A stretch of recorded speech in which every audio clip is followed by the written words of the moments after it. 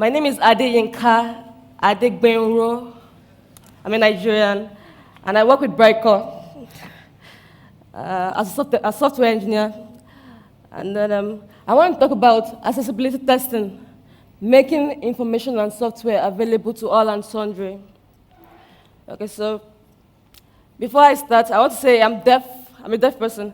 So if you're going to be asking questions after the talk, it's probably a good idea to write it in a note and pass it forward after the talk. Okay, so now accessibility testing. Now, before I talk about that, I want to give you a brief history, a story of my life, and let me take you back in time to 2015, November 2015. I lost my hearing, sudden deafness. They call it sudden deafness. So I lost it suddenly, and it marked it was a vivid time for me. It was like this huge turning point for me. It's literally split my life into two. Like, I have these two parts of my life that I remember differently. So the first part was I have two halves of my life that I remember differently. Like, the first half, of course, being the time before the deafness, and then the second half being then up until now. So during the first half of my life, when I could hear and everything, I didn't know I was privileged, to access information without thinking about it. I want to watch a video. If I want to watch a video, it's the easiest thing in the world. Just turn it on and, watch. If I want to watch TV or listen to music or whatever, it was the easiest thing in the world. But then, on the other hand, after the deafness, it was a whole different story, like a rude awakening. And I didn't realize that accessibility was this hard. If you're on the other hand, if you can't hear, if you're blind or, if you're disabled, it's a whole different kind of world. Anyway, so it made me curious about accessibility as a whole. And I've been reading about it, and I thought it was important to share because accessibility is an exception, it's not a norm yet, so that's why I'm here. And so let me just get to it. Now, to understand accessibility testing, you first have to understand what accessibility itself means. So accessibility means, okay, let me just say, a lot of people believe that accessibility means if you're deaf, you should be able to watch a video with subtitles or captions. And then if you're blind, you should be able to use the website with a screen reader, But that's correct, of course, but it's quite narrow. It's a narrow definition, So I think the correct definition would be that accessibility is just ease of use. It doesn't necessarily mean you're deaf or blind. You can be other things. You can be colorblind. You can be learning impaired. You can be physically impaired. It doesn't necessarily mean being just blind or deaf. So it means that people are able to use something that you create, software or a product that you create, without frustration. They are independent when using your products, but it means that people that are both disabled and abled, can use your products in the same amount of time with similar effort, without getting frustrated or stressed. It's just basically ease of use. That's what it means. It's simple as that. So now that we know what accessibility means, we're going to talk about what accessibility testing itself means.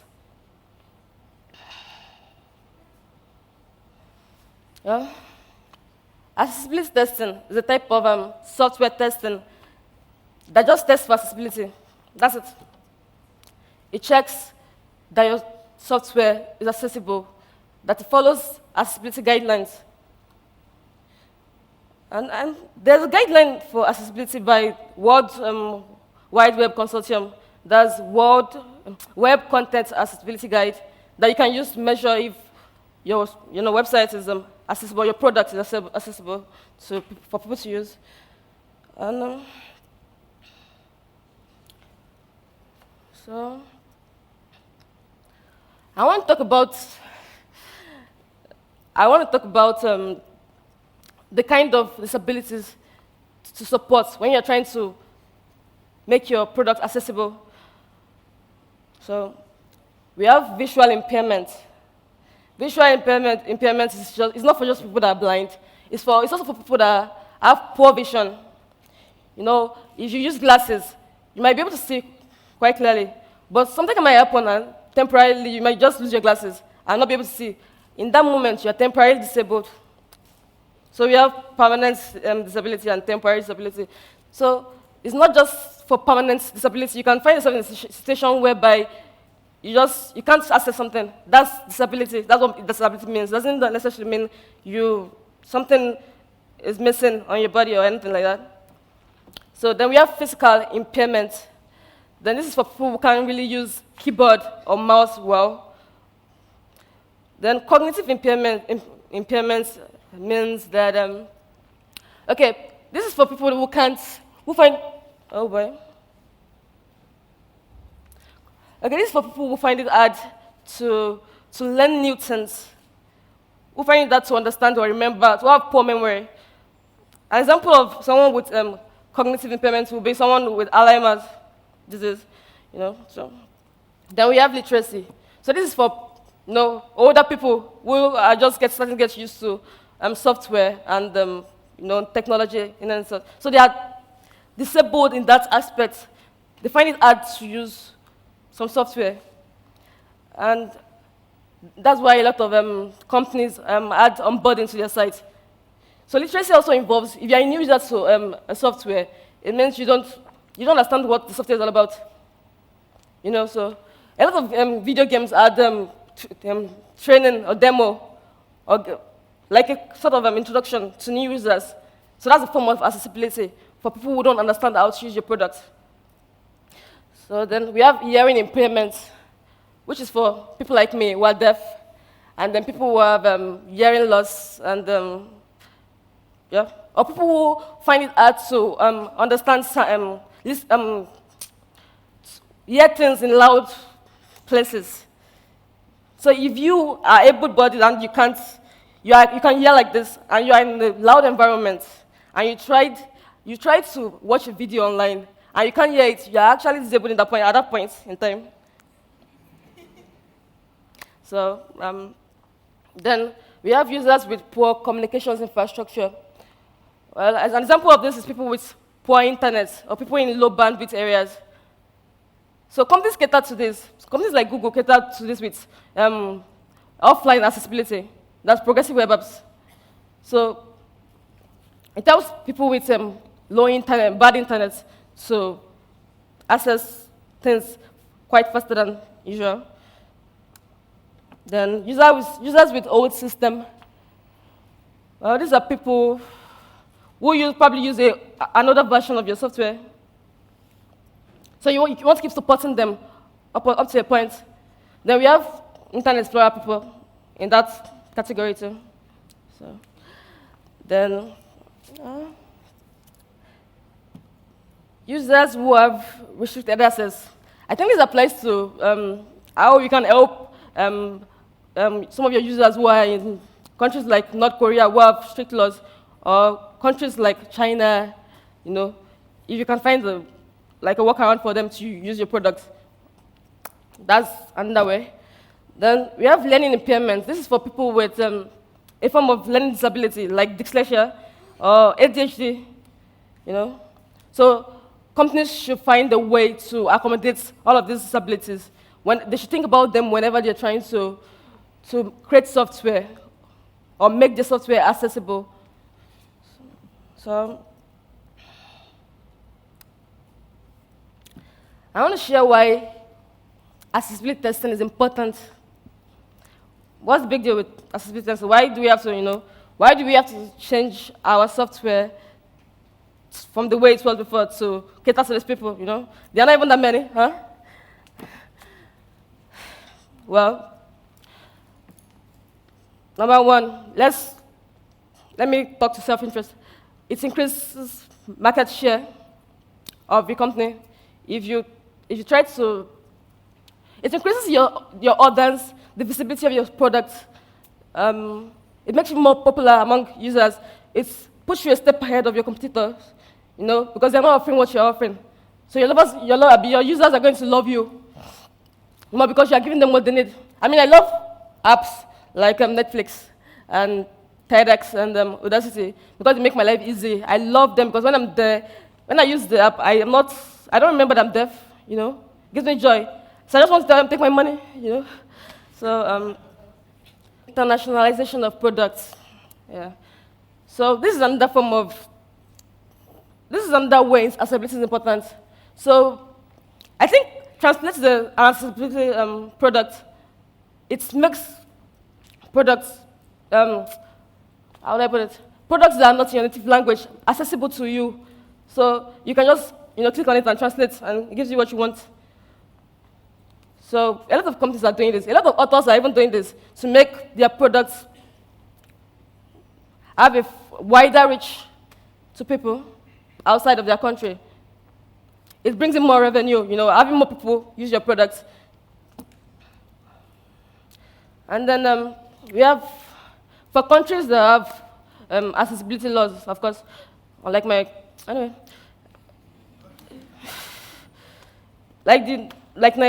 US has American Disability Act, I think, yeah. So if you're in countries that have those laws, being accessible helps you to abide by those laws. You won't be open to fines and all of that. Then you'll be able to avoid lawsuits. I mean, in the past, Fortune 500 companies have been, they've been sued by association of deaf people or blind people, because they didn't cater to them. So they've been sued for a lot of money, even. So your company or your product can avoid this in the future if you prepare for it now to be accessible. Then another thing is that accessibility helps. Okay, I said this before. Accessibility helps people with low bandwidth. So I think there was a time I was with very, very bad internet, and I noticed that whenever all my other tabs are giving me the Chrome game, the low internet, bad internet, I don't know how to put this. I don't know if you understand me. Whenever all my other tabs are giving me poor network connectivity, Google's sites, that's YouTube, keeps playing. I don't know how they do it. Netflix keeps working. Hangouts keeps working. I don't know how they do it, but whatever they are doing, they should keep doing it. They cater to people that have low internet. So if you can also cater to people with bad internet with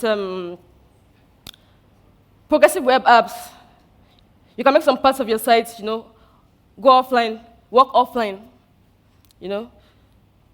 And then there's this thing, alternative text on sites. So in places like that, it's likely that videos and the images are not going to load.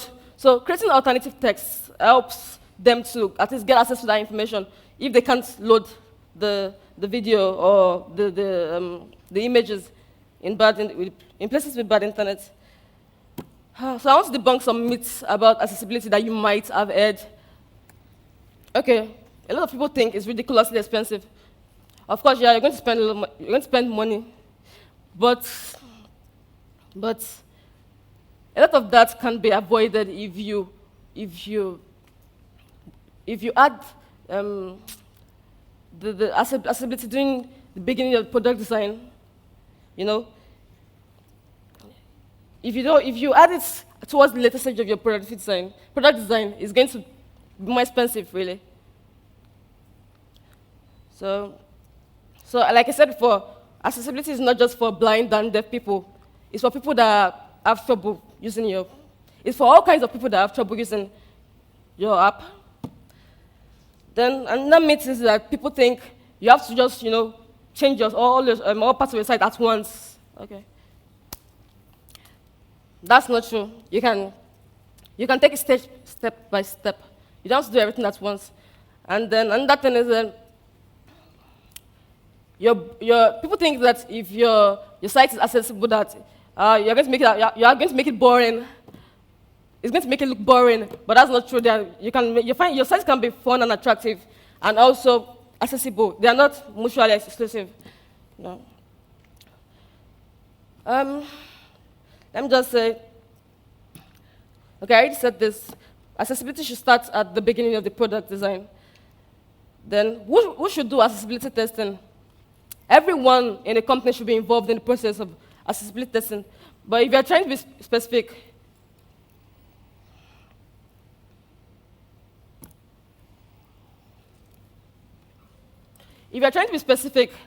developers,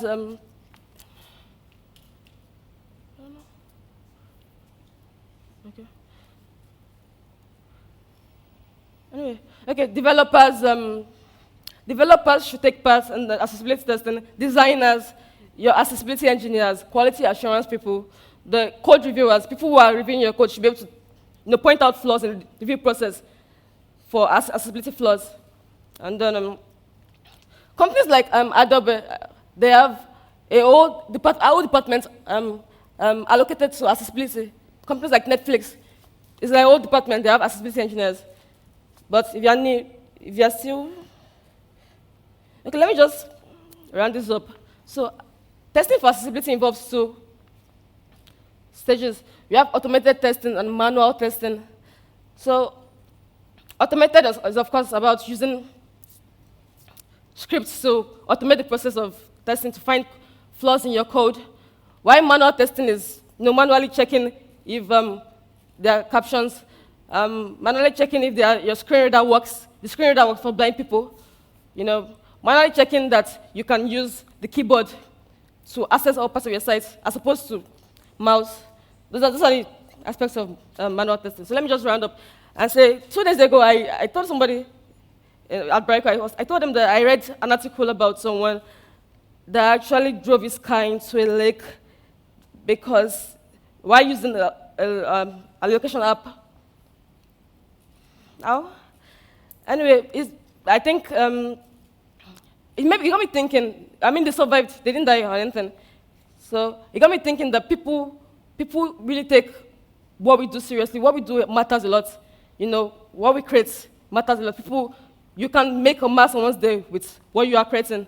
So that's what you should think about whenever you are, working and creating content or creating stuff. You should always err on the side of the parts that make sure users happy. So now, accessibility testing is just one of those things that can make your user happy, and you should always keep it at the back of your mind whenever you're creating stuff. So, thank you.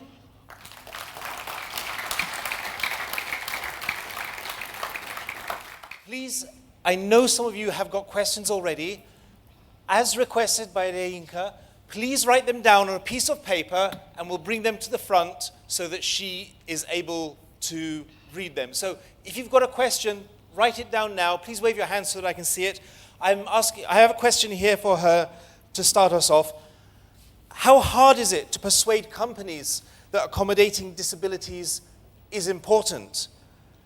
How can this be done, especially in Africa? And do you have any success stories of doing this?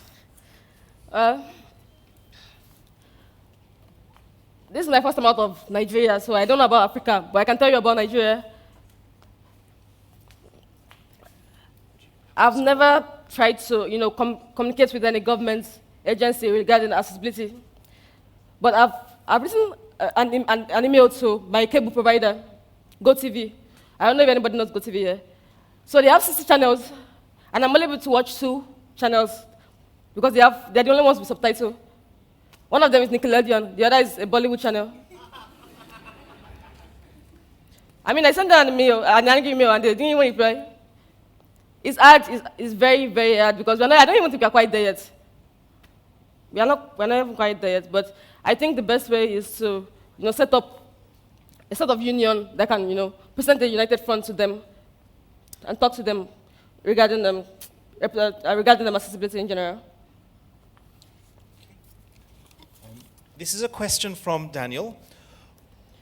What is the percentage of people who have a disability?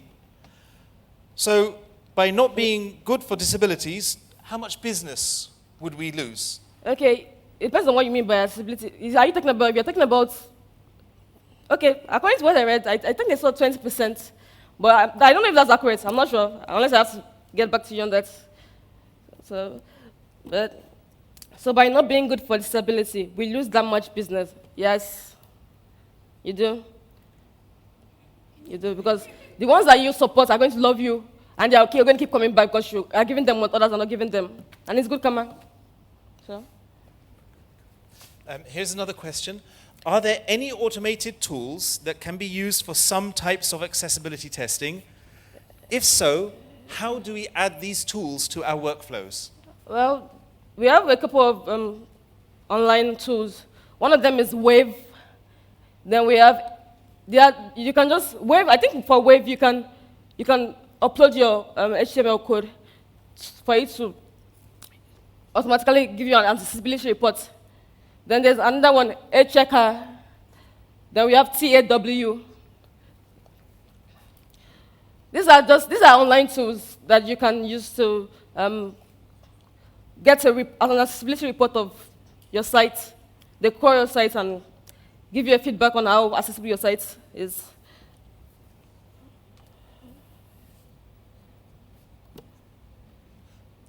May I ask who asked that question so we can say thank you for asking that question? Over here. Oh, thank you. Okay, here's a question from Jeff.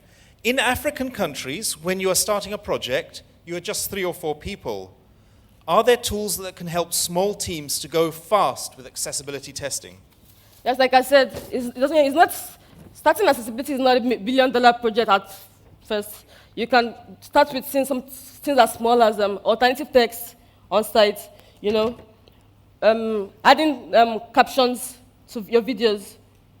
I mean, YouTube helps now. Sometimes if you upload a video to YouTube, before you know it generates automatic captioning for you. Then it's not very hard to make your website screen reader accessible.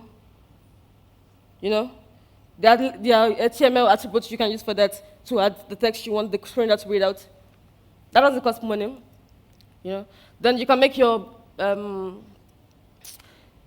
can make sure that for every mouse, for every use of a mouse on the site, that is a keyboard equivalent for that. That's for people that have trouble using mouse, and they're able to use a special keyboard. But there are so many ways you can be accessible without spending a lot of money yet.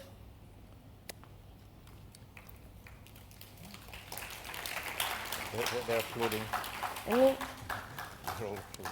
Any big difference between UX and UI?